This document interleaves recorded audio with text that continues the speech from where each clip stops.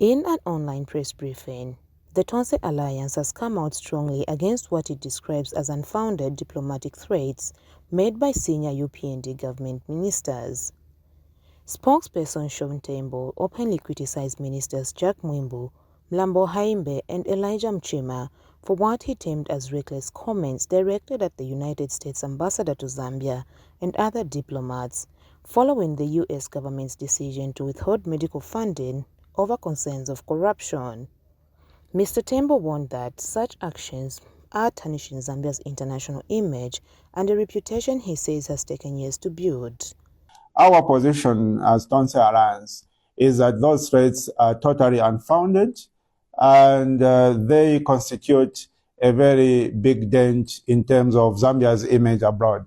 You must remember, countrymen and women, that the goodwill which Zambia as a country enjoys today is something that has been built over time through painstaking efforts, starting from the time that President Kenneth Kaunda was president of the Republic of Zambia. He went out of his way to assist the neighbors. He went out of his way to ensure that he does not get involved in the divisions that were there in the world. And Zambia was one of the notable non-aligned countries. He went further, demanding that the government review the names of those implicated in the medicine theft scandal, questioning why those responsible are still being shielded from the public eye. The three ministers yesterday is something that should attract condemnation from all right-thinking Zambians.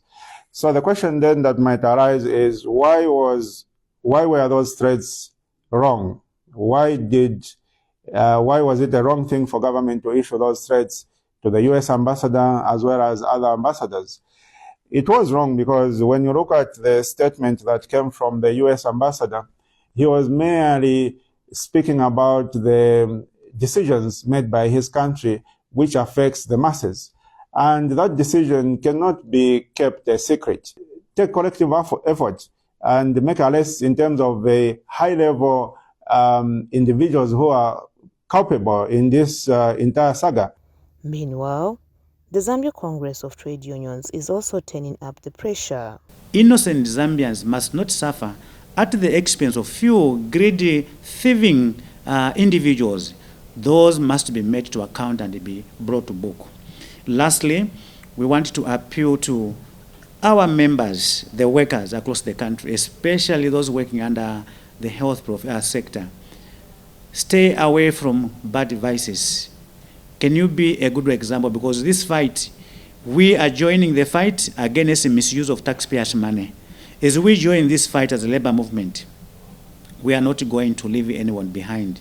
All those who are going to be found wanting would advocate for the visitation of the law, and the ZAMSA will need an overhaul.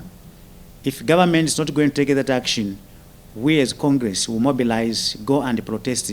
Enough is enough, and we cannot allow this to be business as usual. With both political and civil voices demanding transparency and accountability, pressure continues to mount on the UPND administration to act swiftly and decisively. Victoria Kayeye Yambani, Diamond News.